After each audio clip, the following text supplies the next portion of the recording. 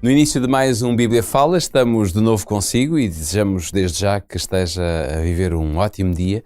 e que neste dia nós possamos abrir a Palavra de Deus e possamos descobrir as coisas belas e bonitas que Deus nos dá a conhecer. É certo que nesta semana nós estamos a relembrar alguns conceitos que tivemos o privilégio de aprofundar um pouco mais ao longo destes 2-3 meses em que estivemos a partir aos pedacinhos, digamos assim, a primeira e a segunda epístola de Pedro, mas eu quero ler consigo 3 passagens que se encontram na primeira e depois na segunda epístola de Pedro. Vamos saltar entre a primeira e a segunda. A primeira passagem está escrita em 1 de Pedro, capítulo 1, versículos 3 e 4, que diz: Bendito seja o Deus e Pai de nosso Senhor Jesus Cristo, que segundo a sua grande misericórdia nos gerou de novo para uma viva esperança pela ressurreição de Jesus Cristo de entre os mortos, para uma herança incorruptível, incontaminável e que não se pode murchar, guardada nos céus para vós.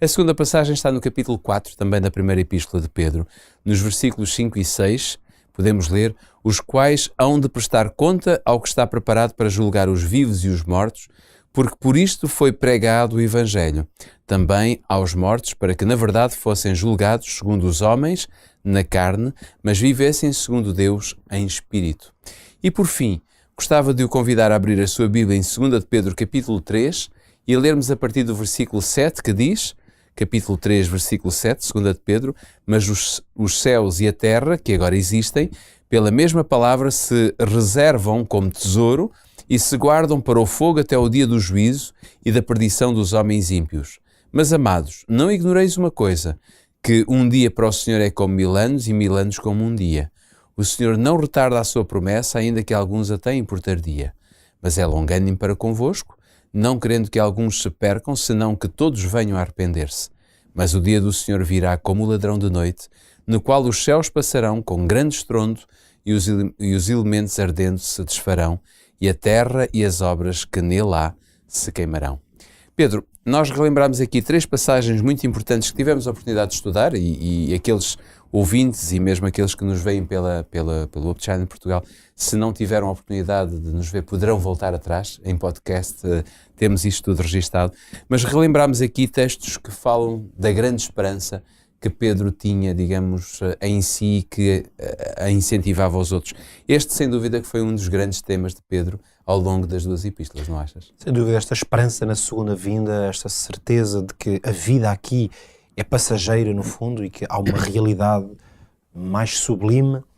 que virá à vida de todos os crentes através da volta de Jesus.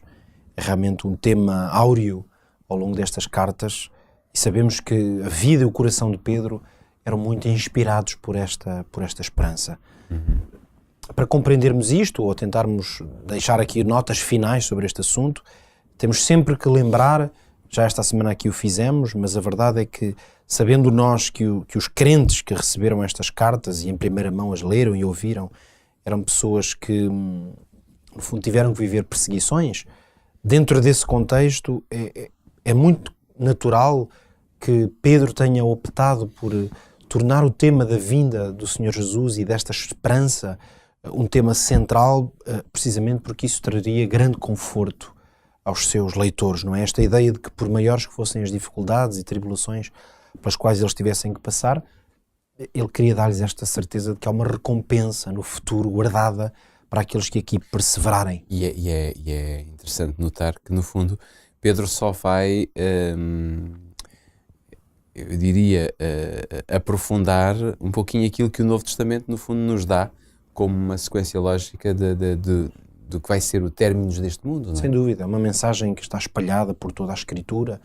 e com muita ênfase no Novo Testamento. O próprio ensino de Jesus, que com certeza estas pessoas já tinham conhecimento dele, foi um ensino muito claro acerca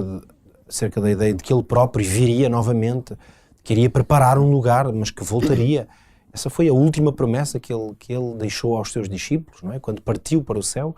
apareceram aqueles 2 enviados de Deus e que disseram os próprios discípulos ouviram em primeira mão essas palavras maravilhosas que diziam: varões galileus, para onde estás olhando? Este mesmo Jesus que agora vistes ao céu subir, ele há de vir tal como para o céu vistes ir.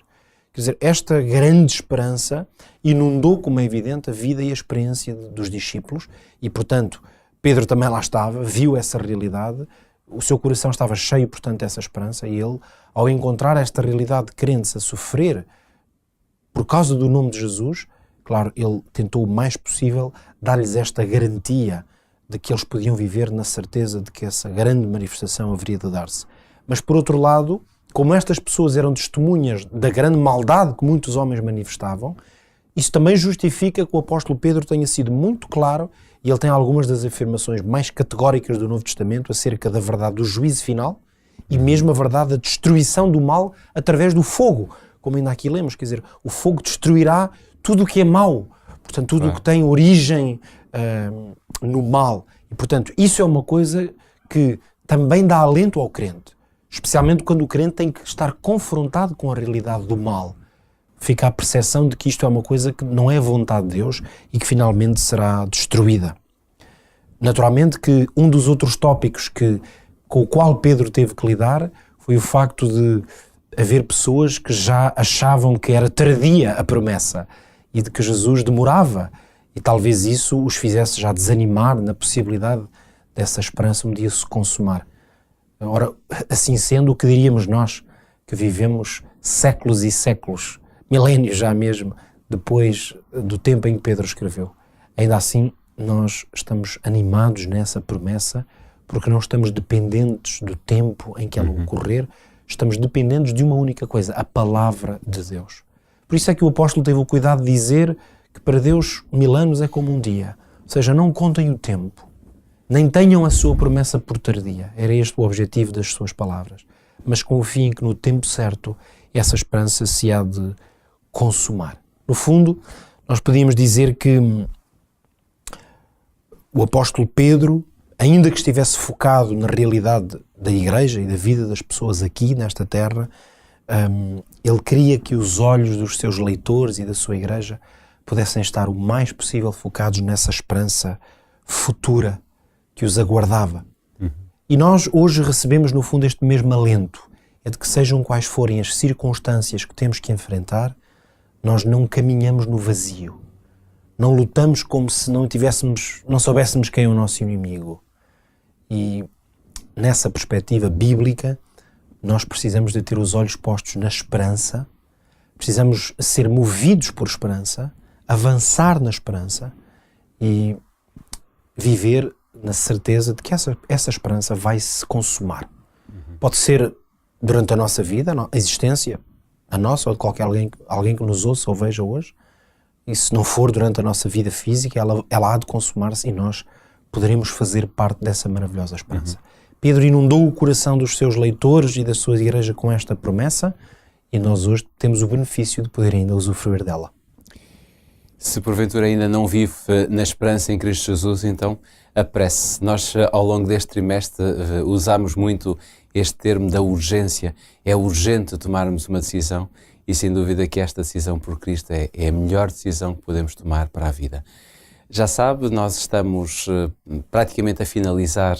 aqui o programa do Bíblia Fala, mas amanhã e sexta-feira ainda temos a oportunidade de estar consigo para podermos apresentar mais 2 tópicos, em resumo, em remate final, a estas 2 epístolas de Pedro, mas fico com a certeza que o Bíblia Fala vai ser um programa que vai terminar, mas logo a seguir aparecerá outro, com os mesmos protagonistas, digamos assim. Eu e o Pedro estaremos, portanto, neste mesmo elenco e diariamente estaremos aqui para conversar consigo. Portanto, não desista, não fique triste. Nós iremos terminar o Bíblia Fala na sexta-feira, mas logo na segunda-feira a seguir iremos ter uma nova perspectiva de programa. Quanto a nós, fica então encontro marcado para amanhã, já sabe, aqui na Rádio RCS e também no outro channel. Até lá.